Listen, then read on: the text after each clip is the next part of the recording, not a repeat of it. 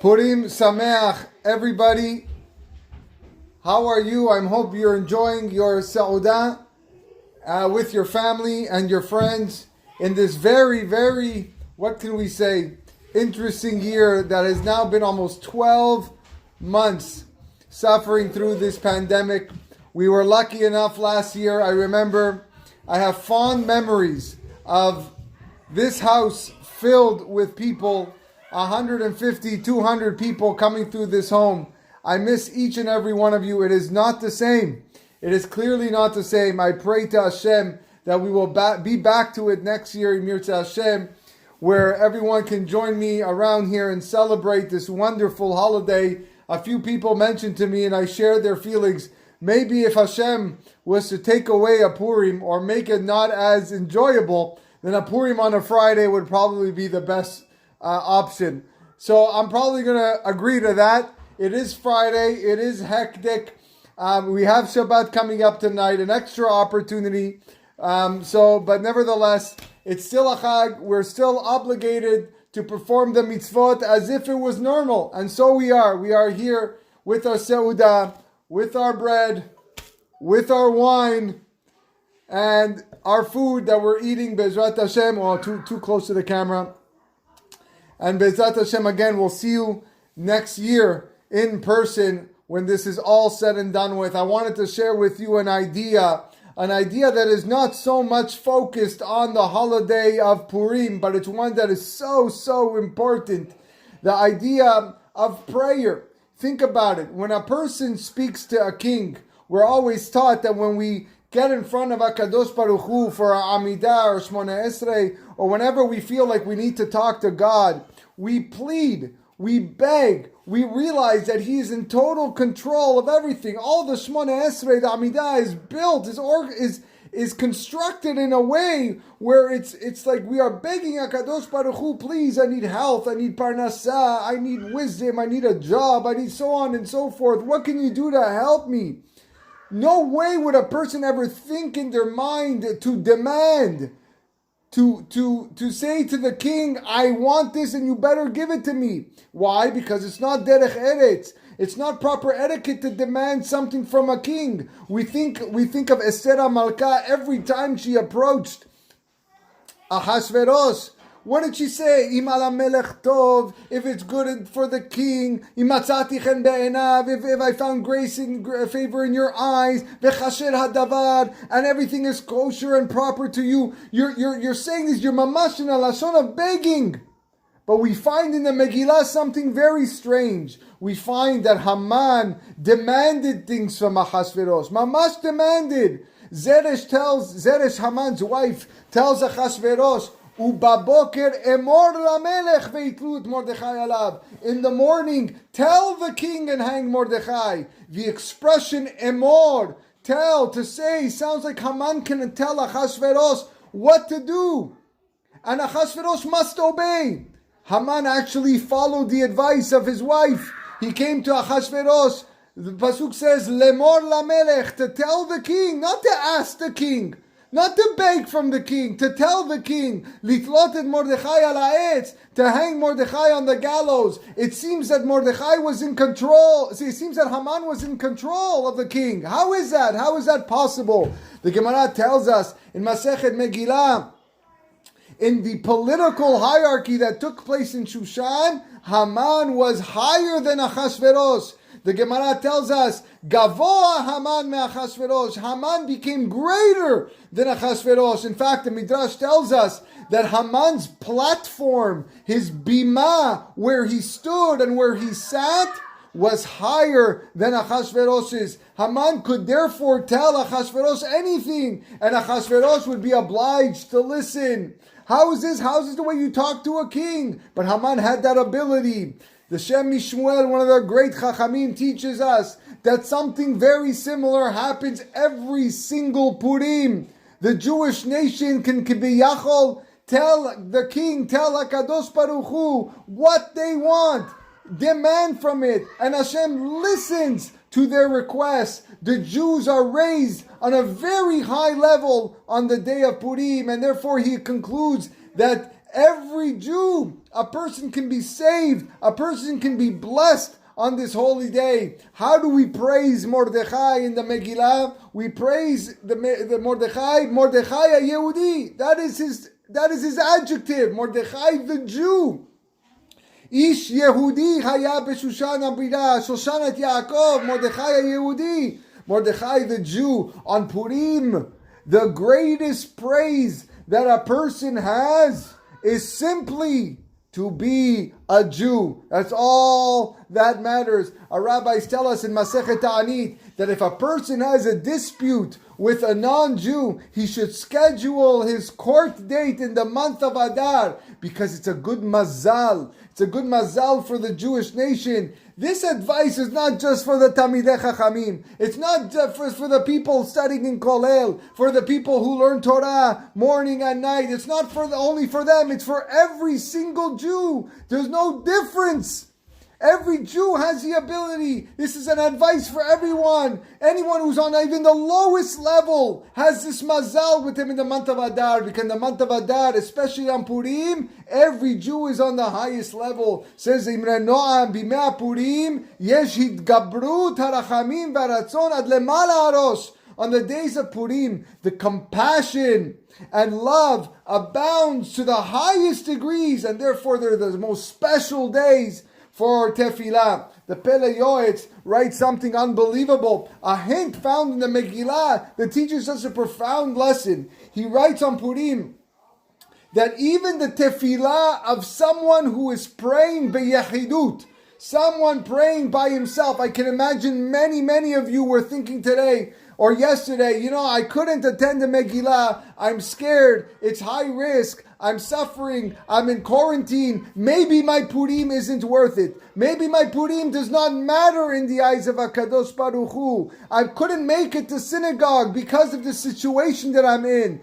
Says the Pele Yoetz, even the tefillah of a person who is yachidut, a person who is by himself, is beloved and accepted by HaKadosh Baruch Hu. And how do we know this?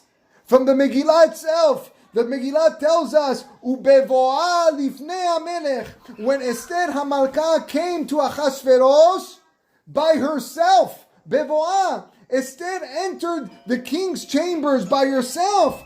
Amar Yashuv Machashavto Hara'ah. She said maybe Haman's plans can be foiled. Implied here is that even when a person approaches the king by himself, levad, alone, it is still good. Normally throughout the year we encourage people, you have to go pray with a minyan. You have to be betzibur. Of course, being betzibur, the tefillot are accepted so much more. But here by Purim, in Zechut of Esther, who went by herself, even the tefillot of the Yachid is accepted.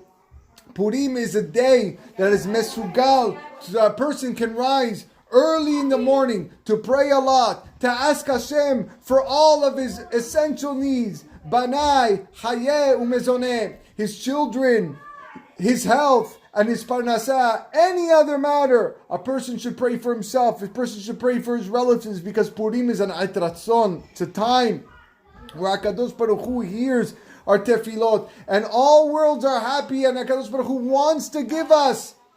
Beautiful statement brought down by many of the Hasidic masters, who said that we received Lefi Kabbalah by our teachers, that during the days of Purim, our very small neshama, our tiny soul can reach the echal of the great tzaddik. It can reach the spectrum of where the holy tzaddikim stand, and nobody can stop him. All of our souls go up to the keter, to the crown, without any disturbance. This is what happens on Purim. Interesting, a beautiful idea I saw written down that I'd like to share with you. Normally throughout the year, when a person prays devarim hechrechim, things that he needs his health, he needs his food, he needs his parnasah, things that are essential to his life, then his tefillot are always going to be answered, because he needs his health, he needs his parnasah. These are things that we need. But when it comes for luxuries, when it comes for praying for the wants, not so much for the needs, then it's not so certain that HaKadosh Baruch Hu is going to grant his wishes. HaKadosh Baruch Hu is now going to weigh the pros and the cons. Is he worthy? Is he not worthy? And then he's going to decide whether or not to give to this person what he's requesting. In fact, it's hidden in Tehillim. David HaMelech writes, "Ve'aya terem yikra'u v'ani e'eneh." HaKadosh Baruch Hu says, before you even call out for your essential needs, I give it to you. I give you your health. I give you your parnasah. I give you your family. I'm ready to give it to you. However, odhem medaberim v'ani eshma. When it's odhem, when you start asking for things that are wants, things that you don't necessarily need, the luxuries of life, now HaKadosh Baruch Hu is v'ani eshma. Now I'm listening. It's not necessarily ani aineh, I'm going to answer. It's now v'ani eshma, because I need to weigh things. HaKadosh Baruch Hu says I have to listen and consider. It's not certain whether HaKadosh Baruch Hu is going to grant his request. Purim, Rabotai, is an exception to this. Even the tefillot for luxuries, for the wants, will be answered. How do I know this? Again, hinted in the Megillat Esther. Esther HaMalkah tells, Achashverosh tells Esther, Uma bakashatech, what is your request? Od vete'as. Even the bakashatech, even the request of od, even the additional requests, vete'as, will be answered. And of course, every time it says Melech in the Megillah, it's referring to HaKadosh Baruch Hu. David HaMelech writes in Tehillim, Elohai ekra yomam velo ta'aneh velayla velo dumiyali. I call Hashem by day, but you didn't answer. I call Hashem by night, and I am not silent. The pasuk is talking about a person whose tefillot were not answered. The Metzudat David there explains that also at nighttime I call out and pray. I am not silent. I continue to pray because my tefillot weren't answered yet. Surprisingly, on this pasuk, the Gemara Masechet Megillah uses this pasuk as a proof that a person should read the Megillah at night and repeat it the following day. Ekra yomam velo ta'aneh velayla dumiyali. You have a yomam and you have a layla. You have a day and a night. And therefore we read the Megillah twice on the holiday of Purim. We wonder if this pasuk is referring to the tefillot said in the time of Mordechai ve'Esther. It should say that HaKadosh Baruch Hu answered their tefillot. Why does the pasuk actually hint velo ta'aneh, that God did not answer, when indeed it did happen? Hashem doesn't answer tefillot. But this is not what happened with Esther HaMalkah and Mordechai Yehudi. So we can answer the following idea, that after Purim passes, a person feels that he didn't take advantage of the tefillah that he should have had. On Purim, we have the power of tefillah. The possibilities of what we're able to achieve are endless on this day. And therefore, after Purim, he rebukes himself. Chatati aviti pashati. It's not right. If I would have only prayed a little bit more this morning, if I would have only prayed with a little bit more kavanah last night, I could have received so much more. He feels ekra yomam velo ta'aneh. He feels that God did not answer him because he could have gotten so much more if he invested in the tefillah. Someone was once walking in the desert, a mashal, and found a mountain that was made out of diamonds. He emptied all of his pockets and filled them with diamonds, with the precious stone. He filled his socks, he filled his shoes. He took as many diamonds he could carry. There were many, many more diamonds, but he couldn't carry them all. He walked away disappointed. He said to himself, had I had more pockets, what would have been? That's the feeling people have or should have after Purim. They feel gratified that they grasp whatever they could, but at the same time they feel had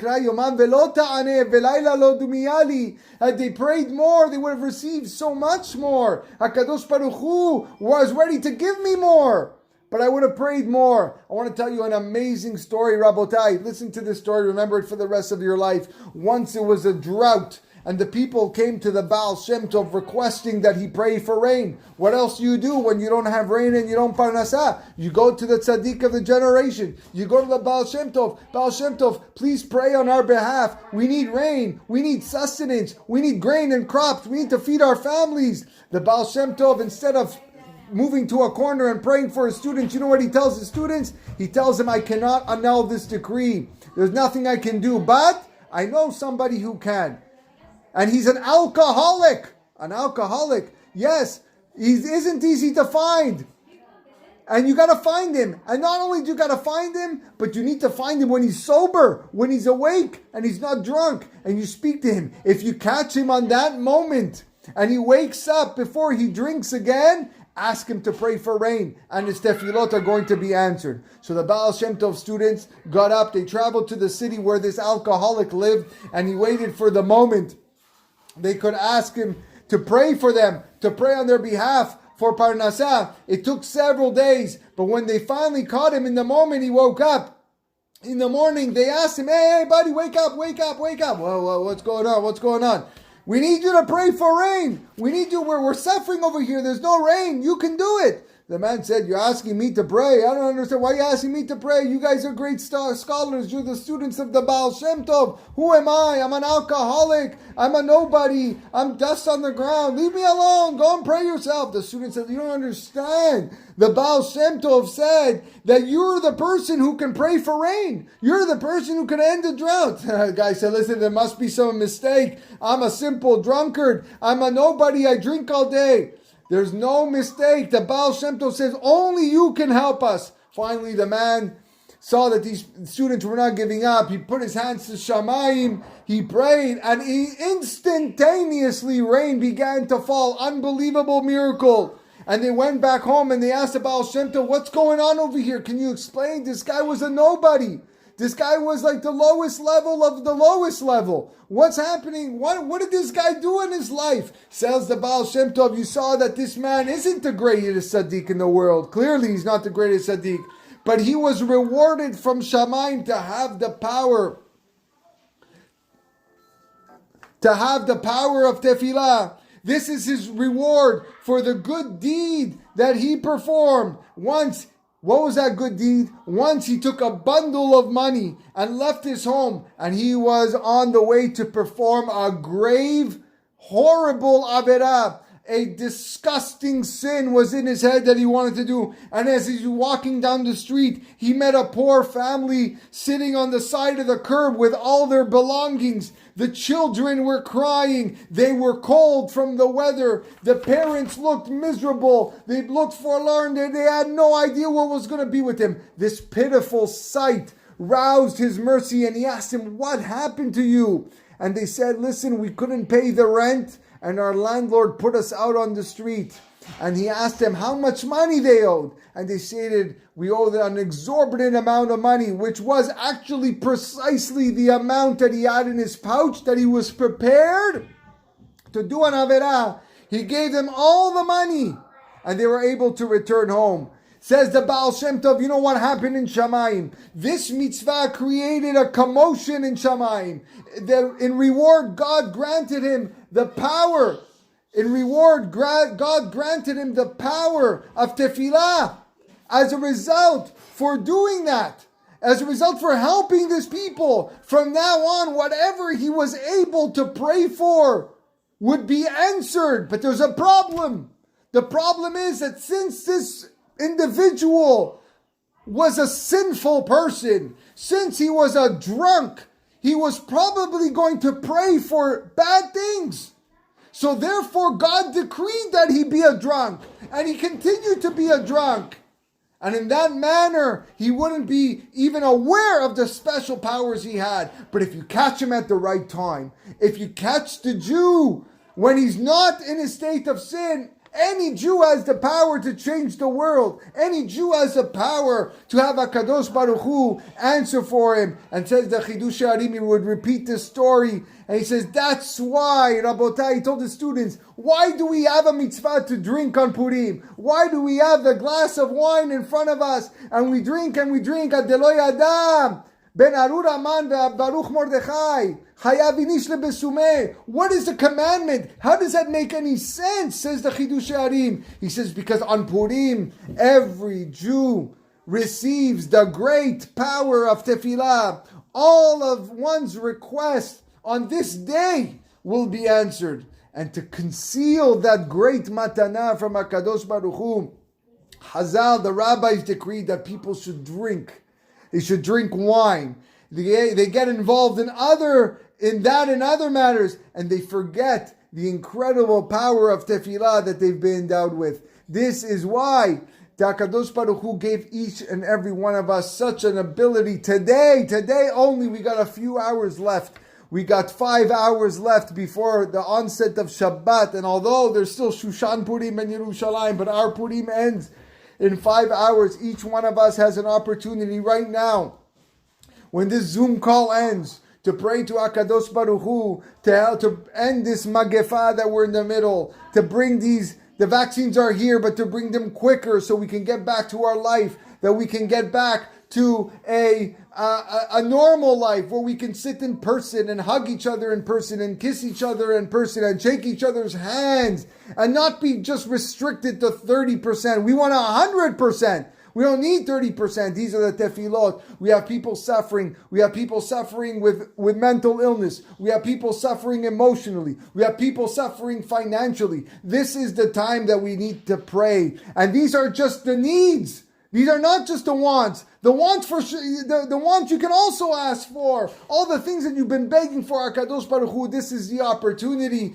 HaKadosh Baruch Hu is giving us that opportunity today, Bezrat Hashem, as we sit here. Yes, just with our own family, only amongst the people who are close-knit to us, our immediate family, we still take the opportunity to recall our community. We recall our loved ones that are by themselves in the homes. We think of them. We understand what they're going through. We pray for them. And Bezrat Hashem, through those tefillot, through that idea of constant devotion, constant working on HaKadosh Baruch Hu's mitzvot and good deeds, HaKadosh Baruch Hu will once and for all end this magefa to the point that we'll be able to come together beyachad, come together as one, a unified force, praying to God, and no longer would it be Ekra Yomam Velo Ta'aneh Velayla Dumiyali. It's not that HaKadosh Baruch Hu not going to answer us. He will answer us because He sees us as a unified force. He sees us all as one, pushing together, and doesn't matter. Od bakashatech od veteas. It doesn't matter whatever bakasha we ask. You could want whatever you need, a new PlayStation for your kids. You want a new tile for your floor. You want a new painting for your dining room. It makes no difference. HaKadosh Baruch Hu is ready to give it to us. We just got to ask. We just got to pray. We got 5 hours left of this holiday. I wish you were all next to me today. But Bezrat Hashem, I am positive that next year we will continue this. We will be together. We will share lechaims. We will share food. And we will share each other's company and ambiance. I want to wish you all a Chag Purim Sameach. May this year be Le'udim Aita Ora V'Simcha V'Sason Vikar. Will be a year filled with light, the light of Torah. Ora Zu Torah. Ora is a Torah. Sason Vikar, the happiness. Sason, that of Brit Milah. Those that need the children should have their children. Those that need to find their zivug shall have their zivug and find their zivug. And then, of course, we have the inner simcha, that of celebrating with our entire family when we don't have to social distance anymore and we don't have to keep to our own bubble and we can invite people and perform hachnasat orchim the way it was meant to be. This is what we hope for. This is what we long for. And Bezrat Hashem, we will get there. B'meirah b'yamenu. Amen. Have a happy Purim, everybody. All the best.